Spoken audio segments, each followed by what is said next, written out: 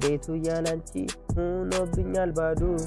ቀዝቅዞብኛል ልክ እንደ በረዶ ትዝታሽ በማታ ነው ጠረንሽን ሲያመጣው ልቤ የሚታመም ጸጸት እየገጣው እስታው መነመንኩኝ ከሰውነት ወጣው ሳለቅስ አድራለሁ አልኮል እየጠጣው ያ የማትወጂው ያስተውሽኝም ጭሱ ስትሄጂ ጀምሬው ብሶብኛል ሱሱ ወዝሽን ይዞ ነው አለቅ ብሎ ተራሱ እየናፈቅሽ ልቤ የሚጣላው ከራሱ